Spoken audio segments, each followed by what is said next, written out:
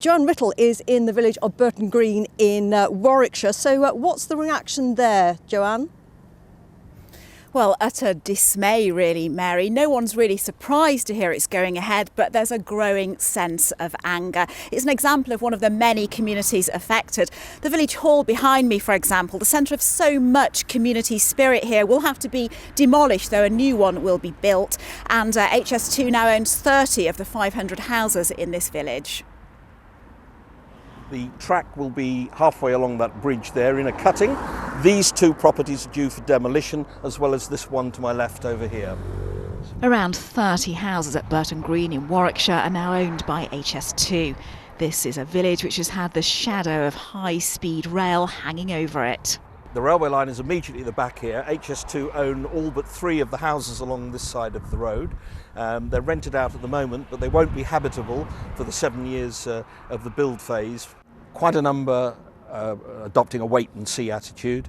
One thing that has put people off is the fact that the offers by HS2 have not been fair offers. John and Diana Levitt chose to leave their home of 26 years. Yes. It was among the closest to the line and would have been affected by building work. We were relieved to be going, but we were sad to leave the house and the area, because we have so many good friends here who are not viewed so favourably by the compensation terms that refer to other people who are still so seriously affected. As the Prime Minister stood up, Archie Taylor watched. And our generation faces a historic choice. In 45 years, he and his wife have raised their family here. It's the dust, it's the noise, and above all, it's the taking down of, in fact, the ancient wood, the hedges, and, affecting our greenway, which is a very precious asset. Number 1, utterly exhausted. This has been with us for 10 years. Number 2, very emotional. Number 3, angry. Archie's wife walked with me near to where the line will be. Our stance has always been that we are not in this. This isn't about the impact on one particular community, great though that is. It's about this project being wrong for the country and communities like ours having to carry the can for that. Preparations are already being made here. There's a sense of anger in this community as they watch and wait to see what happens next.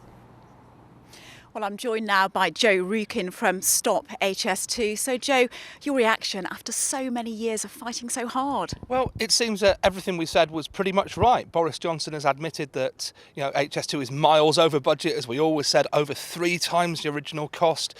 The 18 trains per hour, which the entire business case, the capacity, the service pattern, everything is based on 18 trains per hour. And we said it couldn't be done at those speeds, and they finally admitted basically the entire case for HS2 we've been lied about from the start.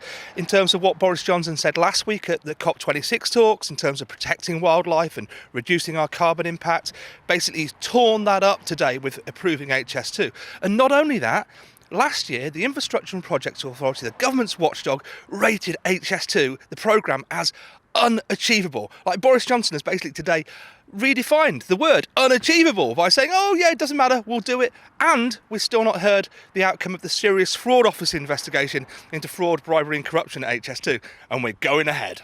Okay, so Boris Johnson's day in Parliament actually was critical of HS2 in the way HS2 has engaged with communities. What's your reaction to those words from the Prime Minister? Well, as a constituency MP with people who we know talk to him about HS2, which is why it's very surprising that he's committed to it so wholeheartedly, Boris Johnson knows very well that HS2 is a terrible, terrible organisation. But we've heard all this before. We've heard all this, oh, it's going to get better, and it never, ever does. Okay, just briefly, so Boris Johnson also said he's going to appoint a minister to oversee this project. What would be your message to that minister when they're appointed? Well, to the person who's stupid enough to take the job, I would say do not trust a single word that HS2 Limited say. Thank you so much for joining us there. Well, you get a sense there of the anger felt by the campaigners against this. And in Burton Green here, one of the many communities affected, a sense of anger after years of uncertainty.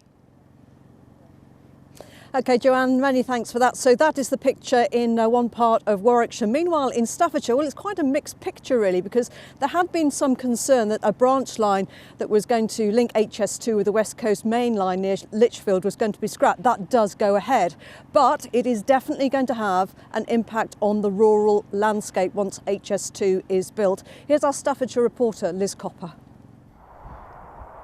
On the outskirts of Lichfield, this will be the main hub for workers who'll be building HS2 through Staffordshire. It'll include a connection to the West Coast main line, known as the Handsacre Link. Now it's been given the go-ahead, what do families living nearby make of the decision? I feel as if it has to go through just for the sake of the people who've had to give up everything they've got. But I just don't know where the money's going to come from. In the longer run, when it's been built, it probably will have a positive impact. House prices are pretty high within this area compared to South Staffordshire in general. It's just going to be but while it's been built, and I'm sure there'll be a lot of people that aren't very happy with the news. I think it's kept lots of business in a situation where they've been uncertain as to whether to invest in certain areas. They can go ahead with those decisions now in the assurance that that is certainly a decision made for the future. Here in Staffordshire, there had been concerns the county would bear the pain of HS2 but receive none of the economic gains. Some business leaders here have welcomed today's announcement. And they include the Staffordshire Chambers of Commerce, who say the line's vital for the county's prosperity. It means that we get trains that go into Stafford and into Stoke-on-Trent and then up to Macclesfield. HS2 compatible trains which will put us onto the HS2 network. HS2's route north will cut through more than 40 miles of Staffordshire's countryside, and not everyone's so enthusiastic.